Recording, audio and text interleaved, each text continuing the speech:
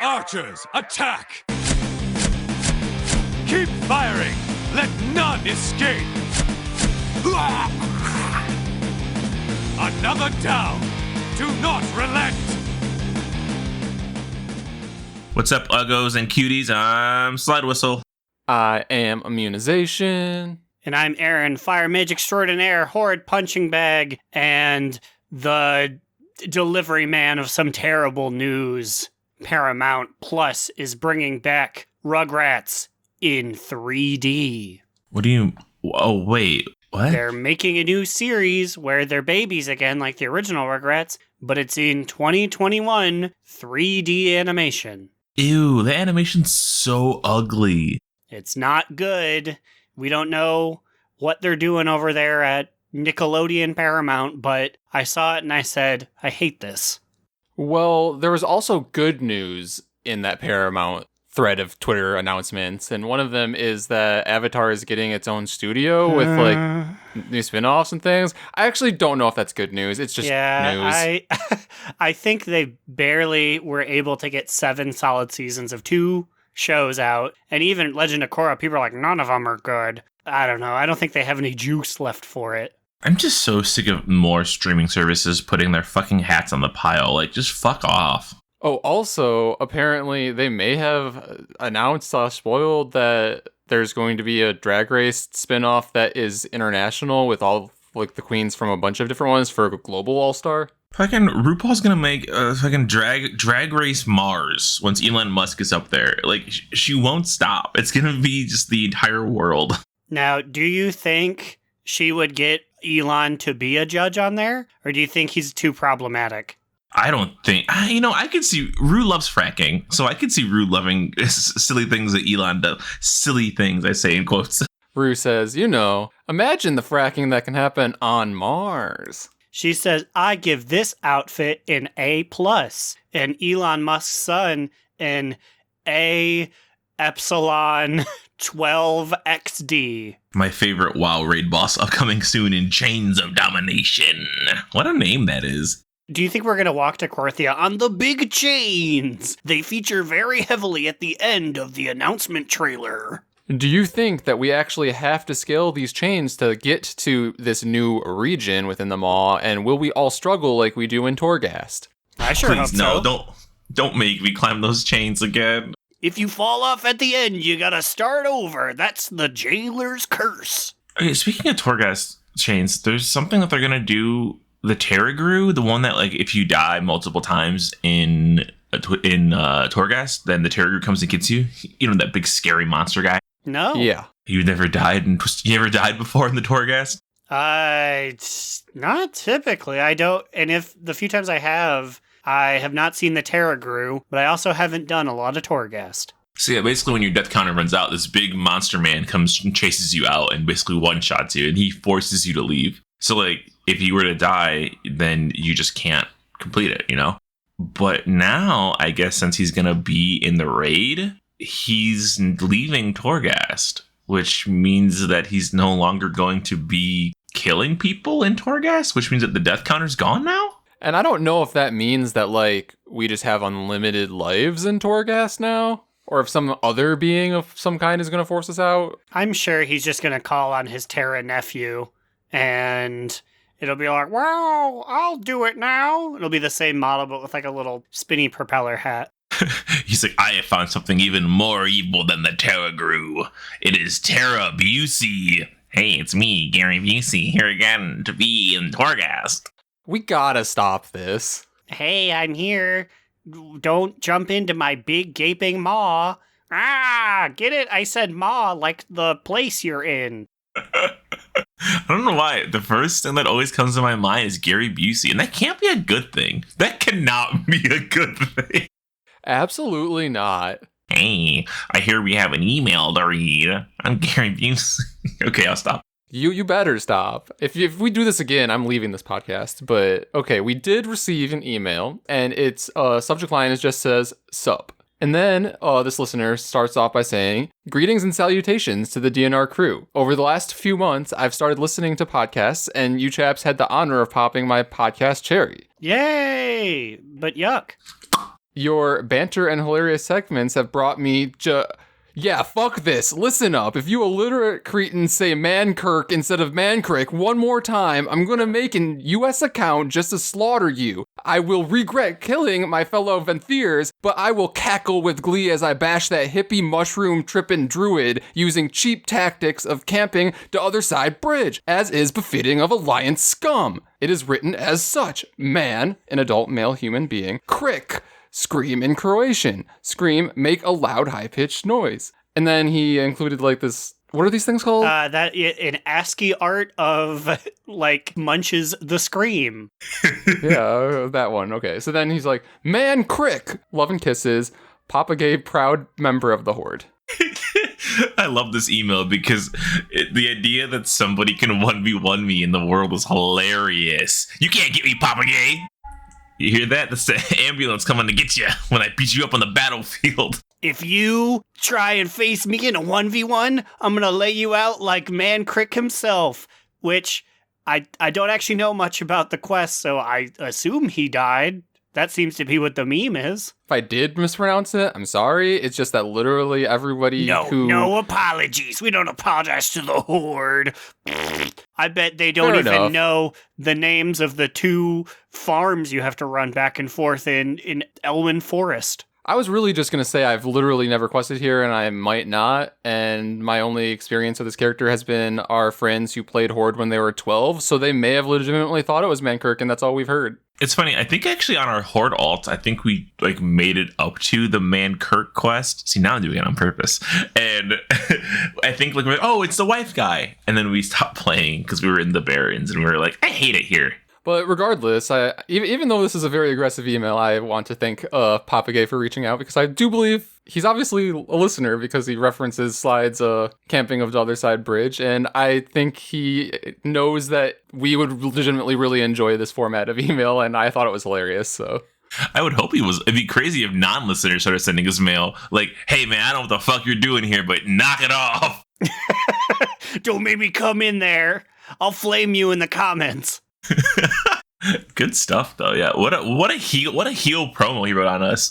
No, and I love it. Because the Horde are always the bad guys. We're gonna put them up on the wall next to Smellular and Panzer and the #1 Night Elf warrior in the world on our wall of villainy. That guy's always on my list. Okay, you know what? Let's get a little bit crazy here. Are you guys with me? Do you guys trust me? Puts on blue translucent pants and pets Tiger. I trust you. It's time to do our top toot, bottom boot, medium moot, because I got a story to tell and I don't want to forget it. Oh dear. Holy shit. What do we end the show with then? I'm sorry, DN Army. This is going to be like a 10-minute episode. Who fucking knows? I'm going to go first because I got a fucking big, honking, fat cock top toot. Oh, that's quite the lead up. Spill. Show us your top 2. Okay. So I finally bit the bullet and I was like, I'm gonna fucking do it. I'm gonna start doing rated battlegrounds as Guardian Druid. I'm gonna get over this little hump and I'm gonna fucking just be like, I'm gonna do it and hope that I get no flag carrier maps, because every single group wants a Guardian Druid. It's crazy. Nobody wants my feral. They want a big bear. Yeah, I feel like PvP is the place where if they see a druid that's a DPS, they want you to be boomy, which I guess is every aspect of the game, honestly, which is stupid, but...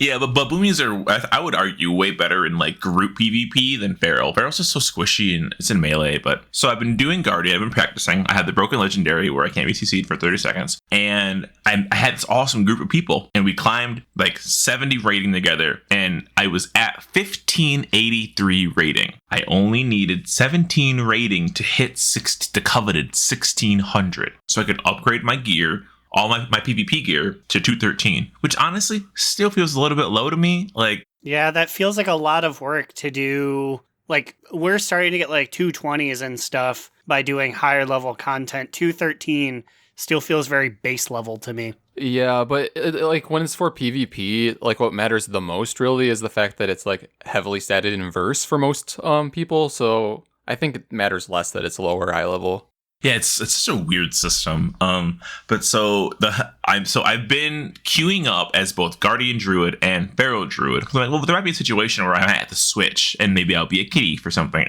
I don't know why I thought that. And we are on Silver Shard Mines, right? Now, the thing with Guardian Druids is they just don't die. I can spin a node, I can spin a flag, and I can survive for so long by myself that it's kind of honestly broken. It feels like it's kind of taken Prop Pally's spot as like the broken tank. And they're like, okay, Wild Seed, you're going to go top and you're going to sit on this one cart all by yourself the entire time. And I'm like, bet, I can do that. I got up really quick. I smoked a little weed. I walked around. I went pee. I got some water. I come back and the game's starting in 10 seconds. So I go to my little cart and I'm ready to defend and attack. And I notice while in bear form, my health is significantly less than what it was usually. And then I realized I never switched out of feral. I'm still feral and I'm supposed to be a tank guarding a load. You're a bear, but you're a feral bear.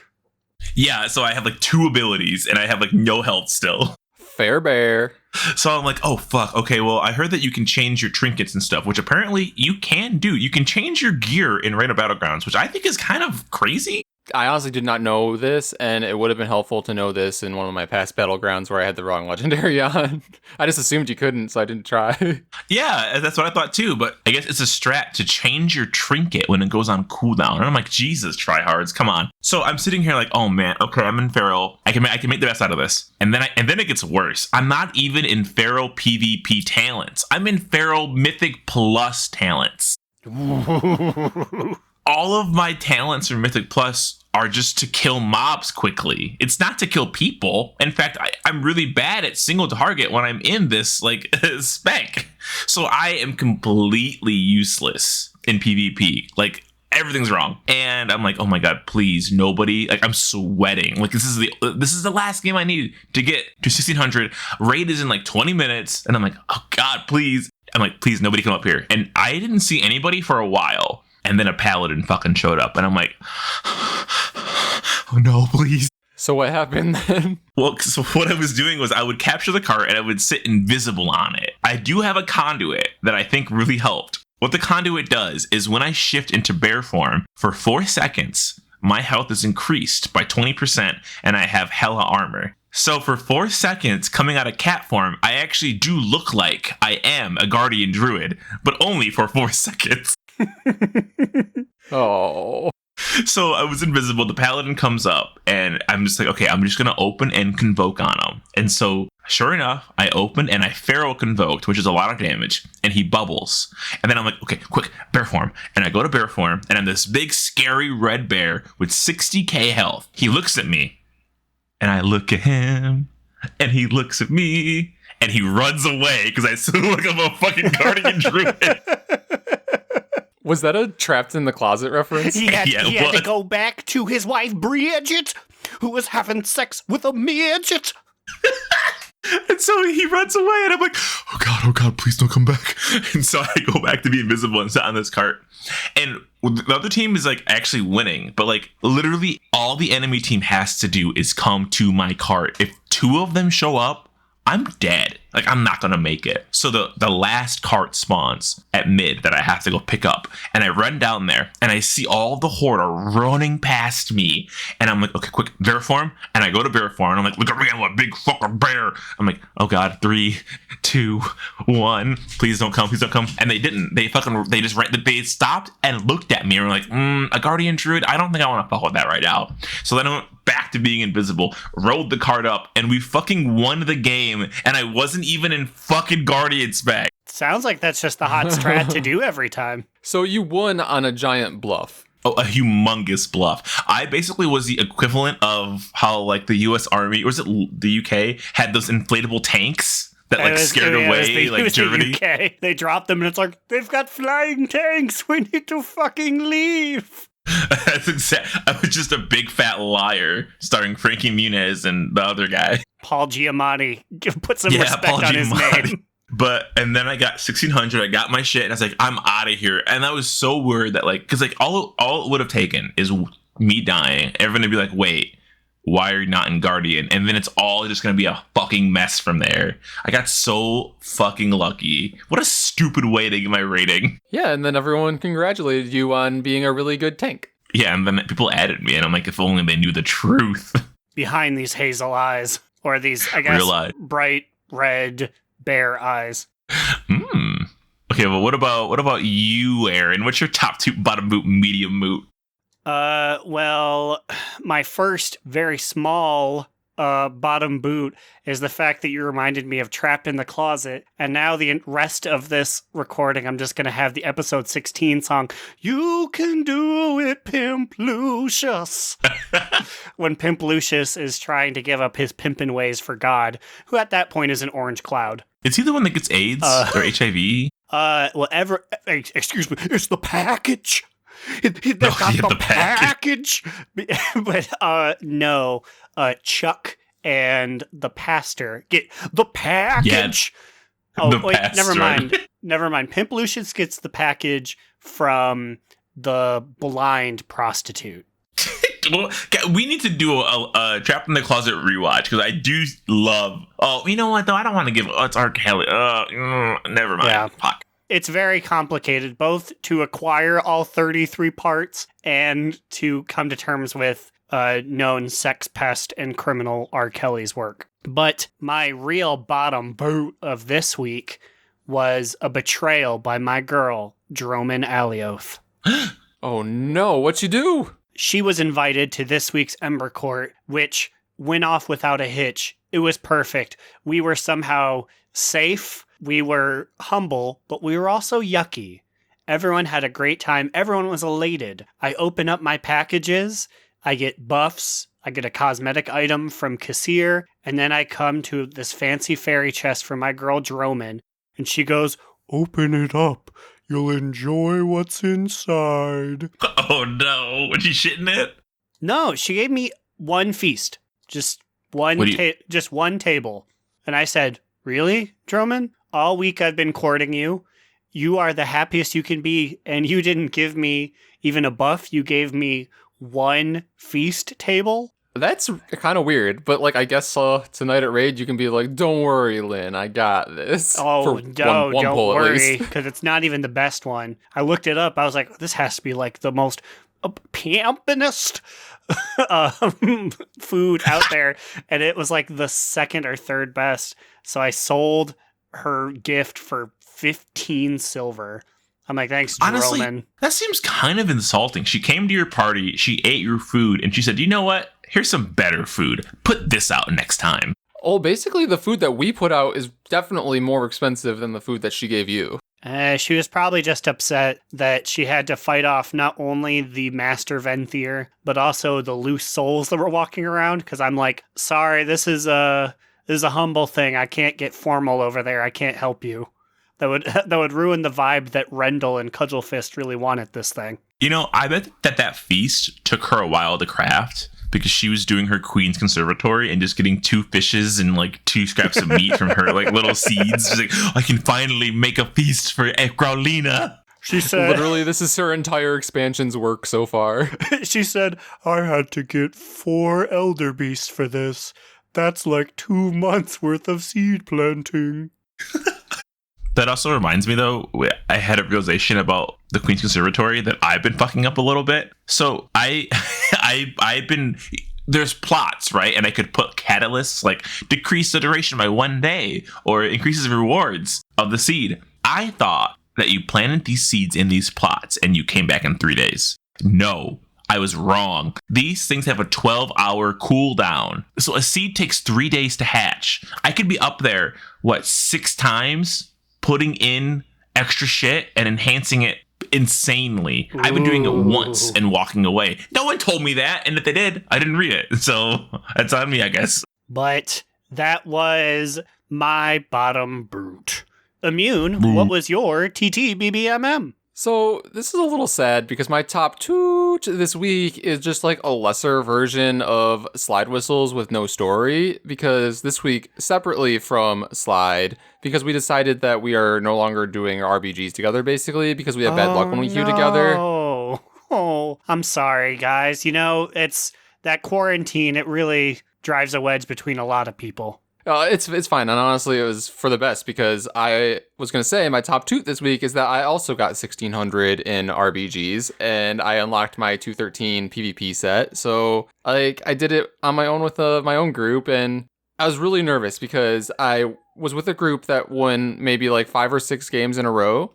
What's Gar meowing about back there? He's meowing in the background. I was wondering. I was looking around. I was like, well, that's not on mine. I hear it when Immune's speaking. Khadgar's just like, crystals! Abex's crystals! You got any? So he's just meowing right outside of like our little closet that has our washing machine and dryer in it. And he just wants back in there. And literally a few months ago, he like got in there and got trapped behind the dryer. I think he wants back there now. He hasn't had enough, even though we literally had to like extract him from behind it because he couldn't find his way out. He kept all of his best tomes back there. He's like, please, not the hidden secrets of Karazhan, let me back. But then also save me. That was one of the worst days because Immune was asleep and I had taken an edible that I haven't had in a while. And I'm like, where's Gar? And I just hear him back there meowing and I'm like, oh God, okay, I can get you out. Did you think he was a ghost? Did you think you were being haunted? No, I was just unable to get him out. And I was like, Gar, come on, we can do this. It took me 45 minutes to get him out from back there. And I wasn't sure if that was the weed or if that was just because it was a really slim spot and he wanted his crystals back there. It is a really slim spot. And at that point, he was a little less slim before his diet. No, Allie's fat. Anyway, back to your toot. Yeah, so my top toot is just like basically finally getting 1600. My last game, I was at 1599. I shit you not. Like I was literally like, I thought I had it because like I was getting like 20 some per win because we were on like such a high win streak. And I was like, okay, if I win as much ranking as I normally get on these last wins that we've gotten, I should be it's like over 1600. I'm like, but then no, they gave me like 18 instead of like the normal 20 or 21 I've been getting. So I was at like literally 1599 when I probably should have been at 1600. So I'm like, damn, I have to do one more. And then of course my last game was the most highly contested RBG I've ever been in, and we just barely eked it out. And then you realized you saw me in non-bear form on your map. You're like, wait a minute, it was the same game somehow. No, it wasn't, but and then you realized, you looked around, you saw Alioth, and she said, I'm just here getting some fish for my really good gift. It's all Growliina connected. It goes deeper. But yeah, that's my top two. Finally hitting 1600, getting that like sick verse upgrade gear. So I feel like now I'll be even more solid in these RPGs if I ever decide to risk it again, because now I don't want to drop below 1600 again. I saw this stat that basically, I don't know how true it is, so take this with a big grain of salt, that like 90% of the PvP player base is either they're below 1600 or they're at 1400, which I guess is the same thing kind of. But that's crazy if that's true. That's a lot of people that are like down there. But I guess it kind of makes sense because everyone's kind of dabbling in PvP, so it's harder to break through. Yeah, especially this expansion when I feel like they're really like encouraging people to try it. So I feel like more people than ever before are dipping their feet into it because like there's both the vault and then also all these quests that basically encourage you to try them. So it's probably the most people who have done PvP in a while. It's also, so this segment's over with, but there was, I saw It's over. We're putting... That's a bookend. If this was a YouTube video, there'd be a big red line there. Subscribe. But so Ian was talking about PvP gearing, and apparently the team is talking about bringing back one of probably or the best thing that happened in Worlds of Draenor. In Warlords, people say how great the PvP was. I hear that the PvP in MOP was amazing, and that the PvP in WoD was second best because of how the gearing worked. It's just interesting that, like, I feel like some of the best PvP expansions were the ones that people considered the worst expansions overall. Yeah, at the time, I think MOP is now, everyone loves MOP all of a sudden. But definitely when we first started this game, people hated it. 100%. People said how bad it was. I was like, it sounded cool. But so it's basically, say that you have PvP gear that's 200, right? If you bring that 200 gear into raid or into non-war mode activities, it'll stay 200. But if you do battlegrounds, if you do raided, if you do war mode, the eye level of the gear will increase to be like 215.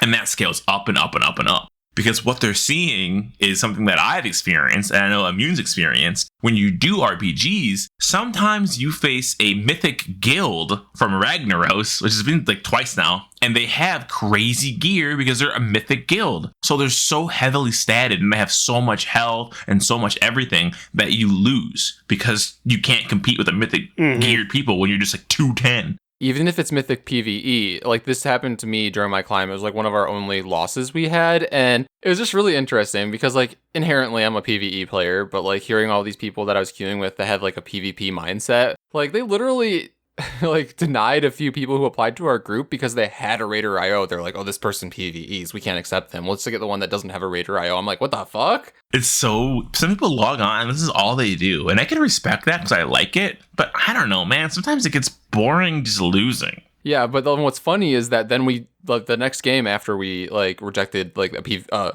air quotes PvE player, we got stomped by an all Ragnaros mythic raiding guild. Like all like, I'd say their average eye level was like 223 across the entire team, and they were like almost cutting edge. Like they were like 9 out of 10 mythic, and we just got stomped. And then all of my team was like, oh my god, we just got stomped by a group in PvE gear. That's comeuppance. But if they bring that changeover, that would be crazy, and we would be insane in war mode, basically, because people who pick fights normally tend to be not PvPers, I noticed. So that'd be cool. The only kind of PV I'm interested is PVG. People verbosely talking to Growliina. There you go.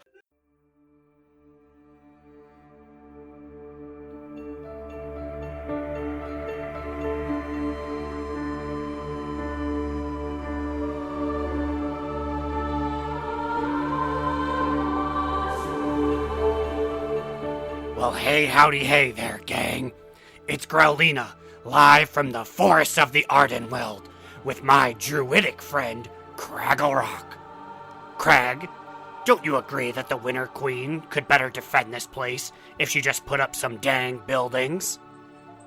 LOL, I don't really see her doing that anytime soon. I mean, it just makes sense. Put up some towers, some guard posts. No dirty hippie could penetrate a defense like that. I feel like that would betray the spirit of this place, though. Like, it's all trees and roots. A big house would look awful. What betrays the spirit of this place is all the little fairies getting squished because Mama Winter doesn't want to put up even a single barricade. LOL. Somehow I think we'll make do. Well, from this Venthyr to a Night Fae, nothing screams safety like the inaccessibility of a big tower. That's been all my time this week, children. Until next time, it's been Growl!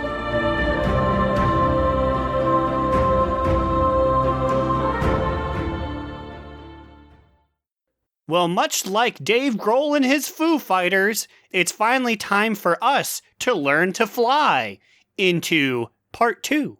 Wow. Sick segue, I think. Thanks. It took me ever long to think about that. Okay, never mind. I revoke that sick segue. You're my hero. Merit. Watch him as he goes. I'm trying to think of a song. I can't think of a title of a Foo Fighters song. Oh, did I throw a monkey wrench into your operations? Don't wanna be a monkey wrench. Walk. That's Edge's song by the Foo Fighters he had in 2012. Walk. Yay, you did it. Okay, well, now that we are back from that Foo Fighters themed segue, I feel like it's like long overdue for us to head back into a segment we have not done in a while, and that is DNR thoughts.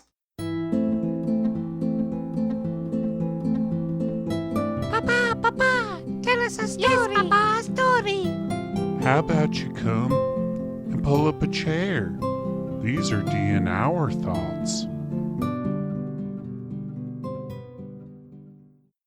Yeah, DNR thoughts this week are about the cinematic that we kind of talked about a decent amount on the last like bonus episode, but I feel like there are a few things we can talk a little more deeply about. And in particular, my thought is about the keys that the jailer is looking for.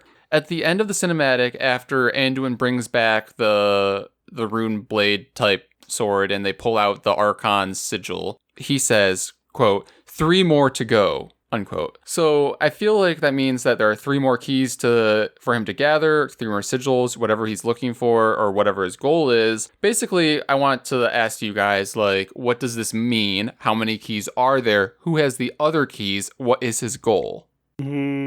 As far as the number, that's throwing me off because the 2 that he has. So you think that there are 5 then? Yes, and because I'm going to assume it's the 4 leaders and the arbiter, but he has the Archons and someone else's. I don't know if he got that when he punched the arbiter, if he stole it, or if he got the Primus's when he like super killed him or sent him to jail if he's the rune keeper. Yeah, I actually didn't consider the arbiter, but like it's possible that they have one. I'm also gonna go with 5 keys based off of the most reliable source, Il'gynoth. 5 keys to light the way, 5 keys to open the pathway, something like that. It was something about like 5 something to bring forth them, I assume, meaning, I don't know, the old gods? I don't know. But yeah, you're right. Like, so maybe he does only have 2. The other one he had before this being the Primus's key, which I think makes the most sense. So where's the other last key at? So I'm going to contradict you guys a little bit, and I think that the 2 keys that he has are now the Archons that he just took via Anduin, and Sire Denathrius because he was a close work buddy with him. That's very true. But would he just... I mean, he probably would. I was going to say, would he just give him his key? But I guess I don't see why he wouldn't if they're working together. Damn. You know what? Oh, shit. When looking at this picture of Denathrius here, I don't see him with a necklace. And everyone knows necklace equals power over there, so maybe he already gave up his pendant to the jailer. Okay, that's the other thing. So I watched the cinematic again, the one where they were like, at the end, you can see the Archon's hand move. She super doesn't. That's a body spasm, of him pulling the sword out. Yeah, I watched it and I was like, okay, let's see this hand movement. The sword pulls out and she goes, ugh, and reaches towards him. And I'm like, I've seen people die that way 1,000,000 times in movies. What are you talking about, Steve Denuser? And then it falls downward as if she was dying. So I don't really... So if they didn't say this in the Q&A, I would assume she was dead. But the fact that they said it in the Q&A, I think means that she is confirmed alive, which... Very weird. So, okay, so this is actually crazy because if they already have Denathrius's key, if your theory is correct, then the Primus is not the rune carver, which would shake up a lot of people's theories, which is why I think maybe we don't have Denathrius's key. So, okay, during the quest line, when you are trying to find the Primus or whatever, when you're questing through Maldraxxus, there were a few notes about how if you found this thing, which okay, so I guess first off, we need to decide whether or not one of the sigils was the blade that we made in Maldraxxus. Is that one of them? Also, a lot of the times people have said, quote, Draka is the key. So is Draka the key? Or I don't know. Oh my god, they have said that, haven't they? That's a direct quote. So I think either maybe this blade is the key that we have, or Draka is the key, or the Primus just hid the key really well, because also in this note that he left for us, it said something along the lines of if you find this now, it's too late for me, but all of the other Eternal Ones need to work together before the jailer frees himself and reaches this, what's that word that I can never pronounce, sepulcher? Sepulcher? I always forget what it's pronounced. Sepulcher. Oh! That one, okay, yeah. Sorry, everyone. That's so vulgar. No, okay, it's sepulcher. So I'm going to say that he does not have Denathrius's key yet, because I feel like Denathrius's key is probably Remornia. We're going to do this Kingdom Hearts style. the jailer's going to have to put all these sigils into Remornia. And because Remornia is the keyblade that Denathrius wields in honor of his best boy, Sora. But actually, I think it has merit. Are you referring to the KEY blade or the squiggly X blade? Yes. Oh, the worst part is that's a valid answer. So also, does this mean that we, the player characters, defeated Denathrius before the jailer was able to enact this part of his plan? I mean, in classic bad guy fashion, yes, right? Like no bad guy ever expects their plans to fail. So actually, yeah, probably. I think he thought this whole transfer of anima into the Maw thing was going to go off without a hitch. And then when we found it out, it was like, oh, well, Denathrius will get him. I'm trying to find the Primus's quote when he was like, I'm a hologram. If you're seeing this, I'm dead. But it's actually really hard to find right now. What if Renathal is the key? Because he's part of Denathrius. What if he takes them and he squishes them for key juice? Key juice. Honestly, it's probably in a necklace that he fucking stole from Denathrius, if we're being honest, if we're being real. Yeah, everything's a necklace over there. Okay, I found the Primus's message. Please prepare scary music to play underneath this. I'm going to read the whole quote, and it's kind of long. I am the Primus. Your presence within my sanctum means a darkness has fallen upon Maldraxxus and all the realms of death. Ages ago, the Eternal Ones punished our brother Zoval for his treachery. He was bound within the inescapable maw to be forevermore its jailer. Now I fear that Zoval did not act alone. He had ancient allies, I suspect, and will seek to win others to his cause. That you are hearing this message means my suspicions prove true. Easy to say now, fucker. Zoval has forged his chains into a weapon and brought about my defeat. There is but one hope to save the Shadowlands. The Eternal Ones must stand together once more before the jailer escapes the maw. Bring my warning to the Archon, the Winter Queen, and the Sire. They must see to our defenses. Do not let Zoval reach the Safucker. The Arbiter is the final key. Protect her or all is lost. So there we go. The fucking Arbiter is the fucking key, bitch.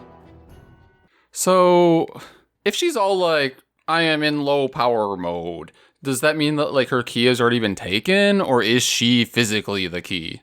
Something tells me that, and I have no basis on this is just my knowledge of Blizzard story writing, the forces of the jailer went to go punch her in the back of the head to kill her to steal her key, but then it just shifted her batteries a little bit and she's in low power mode, and it's like, we failed, Zoval. We did not get her key. So they're kicking things into overdrive to try and get the key before she reboots. It seems like there's something that stops the jailer from actually showing up in these zones, which is why he has to dominate Anduin to do it for him. So it's possible that the key is still in the Arbiter, and because the jailer is unable to grab it, he needs to have Anduin go retrieve it from her body, which means, are we gonna get a fucking A&R style raid where we're defending the Arbiter against a fucking tower defense again? Please no. Okay, hear me out.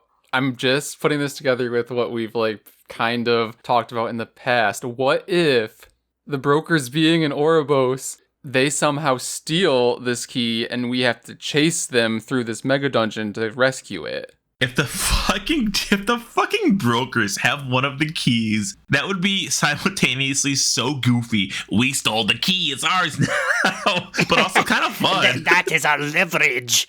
If the jailer must include us in his plan, if he wants the Primus's key. Primus? So the thing is, I don't know if they would actually know that it was a key for some greater purpose, or if they just stole it because it looked important. I don't know. Also, I just want to say this has nothing to do with anything. I was doing the Maldraxxus story, and there's a part where we blow up one of their caravans, and then Draka says to go and slit their throats while blinded. And I'm like, ooh, maybe the brokers did have a reason to have a whole dungeon. Damn, that's harsh. They're walking around their yellow enemies holding their eyeball hole, and she's like, kill them silently. We can never let them live. And I was like, okay. Truck is hardcore. I think, honestly, one of the things we should actually do we should look at the 3D models of all of these characters. Because when the Archon was stabbed by dominated Anduin, there was like the sigil was clearly displayed on her like chest region as he was stabbing her. And I'm curious if these keys appear on everybody in some significant way, because it's just like the Covenant symbol, right? So like, where is it at on the Winter Queen? Where is it at on, well, I guess that's really it, because it's the only two that are alive. Yeah, she's the only one that's still around. So I wonder if this means that the jailer is going to try to infiltrate Ardenweald next. Man, that sucks, because I mean, he's obviously he's gonna assemble the keys, right? The raid won't happen if he doesn't get the keys. That means that I'm gonna have to like, they're gonna stab my girl. She's a badass. The Archon sucks. The Winter Queen's best. Fuck this. This is bullshit. I just want to say, looking at the model of Sire Denathrius, I did not find any sort of markings, but I did find that he has intense amounts of body hair between his pectoral muscles, which is yucky. He has taco meat, like Maria would say, my mother. God, this is another thing that's got to stop. You mentioned Maria like every other episode. Listen, she wants to be on the podcast so bad, I have to keep shouting her out. And then when she finds it, we will have a dedicated listener. Maria's Taco Meat is the episode title. No, not really, because then she'd find it. I know she Googles that every night. That specific phrase being like one of those days that dummy's gonna slip up. He's gonna give me the beacon to hone in on. Yeah, I also pulled up the Winter Queen, and I did not see any sort of Covenant thing on her. So maybe it only appears when they're being stabbed in the tits, like how the Archon was. Man, I don't know. This is so interesting. Because if the Arbiter is a key, right? So let's say the Arbiter is I mean, it's actually pretty obvious she is a key, right? It's right there, right? He literally says it, so yeah. So what? That's the Arbiter, the Winter Queen. Is it the Primus? Denathrius. Or it's Denathrius. That leaves that. The last two is either Denathrius or it's the Primus hit a key somewhere. He boofed it in Draka or something. Or maybe they refer to Draka as the key because she was there to help us find this blade, right? Yes, it's been so long since I've done Necrolord stuff, but I think she was, right? Wasn't she helping with that stuff? I remember Viraz just being like, I'm gonna throw you into the statue, cool dude. It broke. And then that's when you saw the Maw blade. Well, isn't it have a name? Isn't it called what's the name to the map? Kingsmorn? Kingsmorn, I think is what it's called now. I did. Kingsmorn is what Anduin has, I think. I did all of the Maldraxxus quest, and people kept being like, "Great blade, Maw Walker," but I didn't have it on me, and they didn't refer it to it by name. So I was like, "What do you mean?" Talking about your dick. Great blade, Wigglestein. I like how it scrapes against the ground because you're 2 feet tall. Man, this is interesting. I hope that we get resolution on this soon, which I know we won't until 9.1. But it's so fun to speculate on. We should go back and look at more of Il'gynoth's Whispers next week and just see if any of these things line up now. Because they always sow these seeds, and Legion and Shadowlands seem really connected, honestly. Almost like the same team worked on them. Is there truly a Team A and a Team B? Who knows? We might. I don't know. I have a side piece here, and it's fine. Belluar got a really good interview with Steve Denuser, and I'm mad about how well he asked his questions. Jesus Christ, you not only have a side piece, but it's Belluar? How fucking dare you? Listen, okay, he gets lots of YouTube clicks. You have to understand it's for the good of Grove and country, as Winter Queen would say. The only thing Winter Queen's ever told me was, "Come here, Willow Blossom." Snaps neck. That's the sound of her zooming away after her one part is gone. She's like, "I'm missing King of Queens." My back is getting tight. That's the only line from King of Queens theme song that I know. I love Adam Sandler's big friend. But Belluar had pretty good questions. Every other personality that interviewed Steve the Newser basically was just like, Valor points are going to be, a thing. And it's like, yeah, we fucking know. And these are points that I have not heard of at all until now. Belluar first asked about the story of Ner'zhul. and asking basically if we're going to see more of him. Steve the Newser said, Ner'zhul, we're going to be delving more into that story and what happens when this mortal, that it looks like someone is going to go along with the plan and then they don't. This doesn't please the jailer. Whatever is left of Ner'zhul after all that's been through with him, you can imagine that this is receiving some of the jailer's ire. That sentence made no sense, but that's a direct quote from Steve the Newser. So basically, we're going to get more Ner'zhul shit in 9.1 or later, which is crazy. But I guess if we're going into the history of the Helm of Domination, it kind of makes sense since he's in the Helm.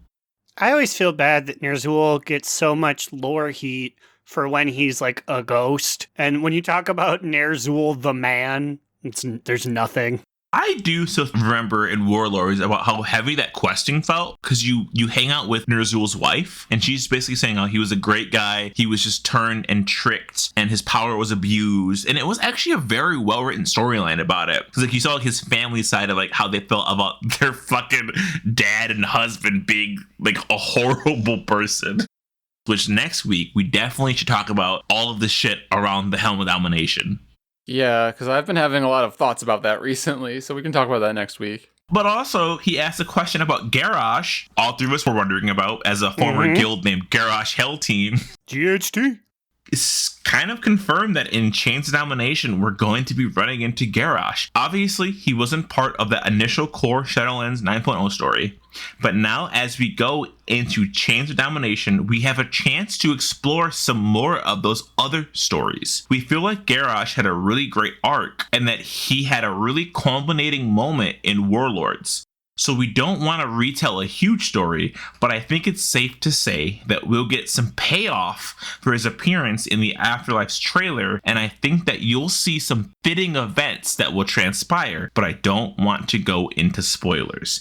Garrosh is a battery, a source of great power because of that big life he led. That's a fun story to tell. So, is that kind of implying that, maybe the jailer has Garrosh locked up in this sanctum and we'll see him as soon as this next raid? That's kind of what it sounds like. He says, it's cool to talk about Revendreth and the different afterlives and what makes them unique.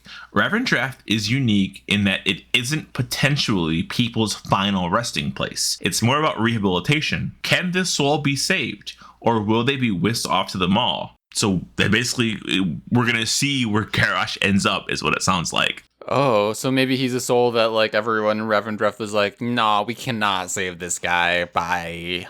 Or they'd be like, you know what? To Ardenweald with you, and he'll be my new follower. I want him not to just be a raid boss where it's like, Garrosh 2.0, you're gonna kill me. I want him to exist as a third antagonist. Not with the jailer and not with Sylvanas being like, we're angry souls and we're gonna punch our way back to life. I would love him to lead another group so that the Maw Walker, us, not only has to fight the jailer, be like, oh, there's this soul insurrection led by Garrosh and the Meanie Boys. I have an unfortunate feeling that Garrosh is going to be broken free by his fucking dad, because Grommash is here, and we know what he does best is spin around undeservingly on mob bosses at the end of fucking Warlords and be like, I helped, I will kill everybody. He's going to break the big lock, and he's going to slip on a banana peel and fall down like every great orc does. And Thrall come up and he'll be like, you saved us all. Look.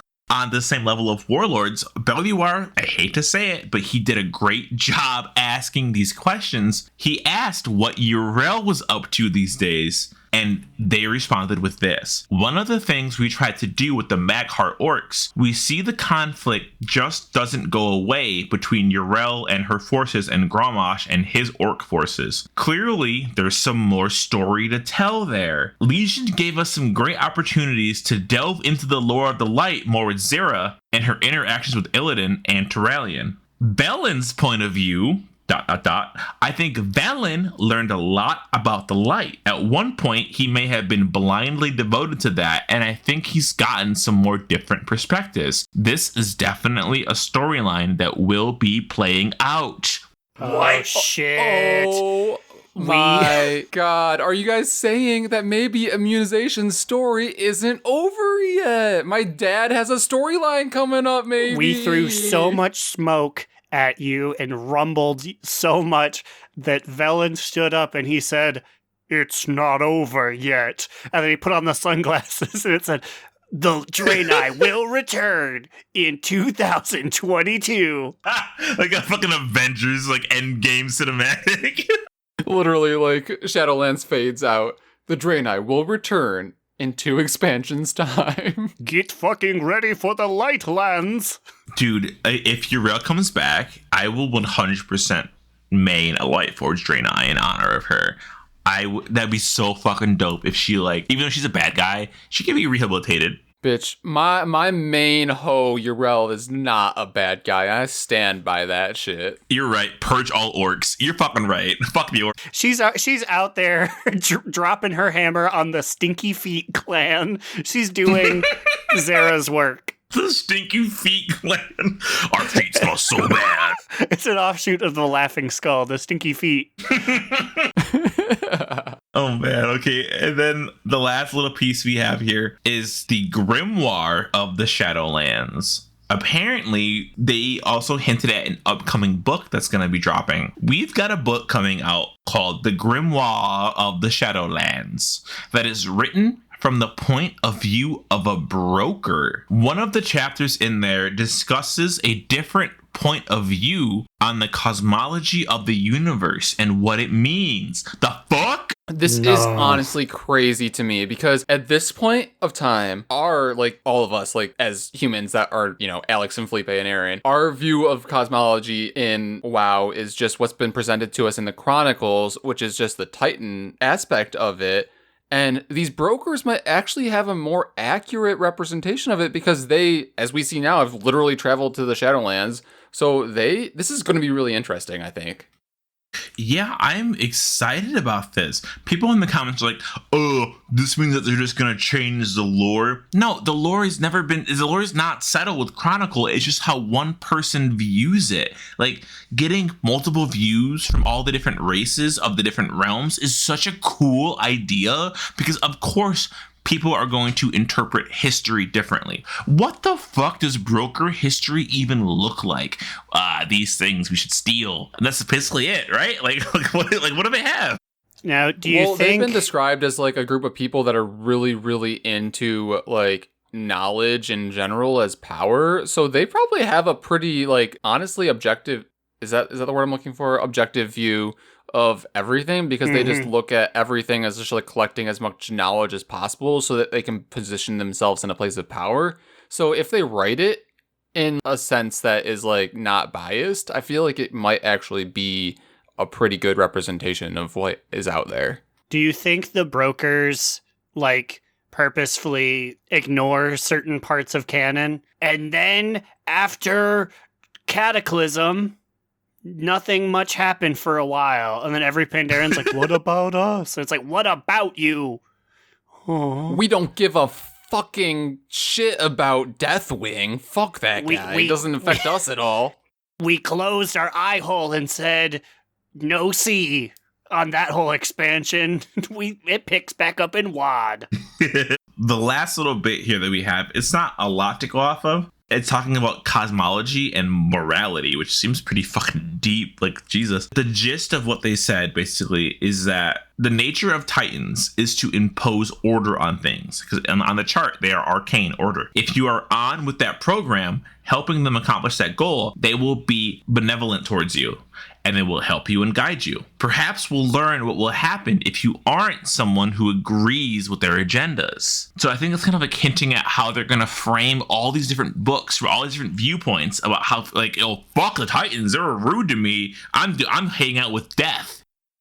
Literally, though, I said this in our group chat earlier, there is so much that the WoW team can go off of leading into 9.1 and beyond. Because, like, we're in the Shadowlands, which is what? The realm of death, right? So, like, that alone. And then we also know that we're going to Korthia, which is a place where Dreadlords are. And then we also know that Tyrande is still on her quest to exact revenge on Sylvanas, who's also deeply in the story. And she is guided by a loon, which is the light, apparently.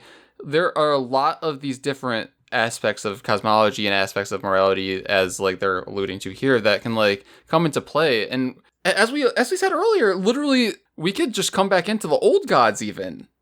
Okay, which is crazy that you mentioned that. Okay, we have right in 12 minutes, but I have time. So I think this is Steve the Newser still, saying that the light, what happens when Illidan doesn't go with Zera's plan? Well, sparkles rain down from the sky. Even, for example, with N'Zoth, he wasn't saying, serve my evil will. He was saying, I can make you stronger. I can help you. Yes, there's bad stuff out there. But, like, joining him and helping him, you could say, was he lying to me? Well, he probably was, but there's still truth to it. What if they actually end up breaking up factions into, instead you choose your cosmology force that you get behind and you join them? Aaron, you're on to something. Next expansion, Lightlands. Lightlands, baby. Or the maybe at least concept- next expansion is cosmology, baby. The concept of unity is my faction leader.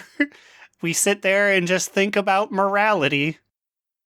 Well, I feel like personally, I still have the Eye of N'Zoth, so I guess I am in whatever N'Zoth's realm is. I would 100% probably join N'Zoth's realm. Is it a bad move? Definitely, but it seems pretty fucking cool. Nazetti! All the Mog that he gave me didn't look so good, but maybe if I work my way up, I can be like, ooh, Nazadi, let's work on some of these plans. Let's not put a hood on it, because it doesn't look good on me. You said you'd give me power, and I meant power to design my next Mog. Much like Anduin's Mog was designed head to toe by the designer, the jailer. TM. Okay, but we gotta wrap this up because we literally have raids so soon. I gotta buy my fucking consumables. If you have any comments, questions, complaints, write us an email at donotrelenttpod@gmail.com. If you're feeling frisky, you could leave us a review on Warcraft Radio's podcast directory. We'll take a shot. If you leave us a review, good or bad, we don't fucking care. We do this for us and for you who like us, and for you who don't, get out of here, you losers. What about you guys? That was a very impassioned speech. Yeah, I mean, I don't not stand by it, but I am Alex or Immunization, and you can find me on Twitter at New Era Alex, or you can follow our podcast Instagram account on the gram at Do Not Relent. You can find me, Aaron the Human, at TheBigacheesy on Twitter.com, and you can read our literary musings at DoNotRelent.LiveJournal.com. I told you all to read some old stuff, so this week I'll probably have some new stuff for you. Ow, ow! And with that, we're out of here. We're literally sprinting with toast in our mouth to raid. We got 10 minutes, 8 minutes. Oh, good God, Mary. All right. You silly bunhead. You're never going to make it. Get off my case, Amy. With that, we're out of here. Bye. And remember, Another down. Do not relent. Do Not Relent is a podcast within the 3HNC network, representing U.S. Proudmoore's premier podcasts. That was a very good wish.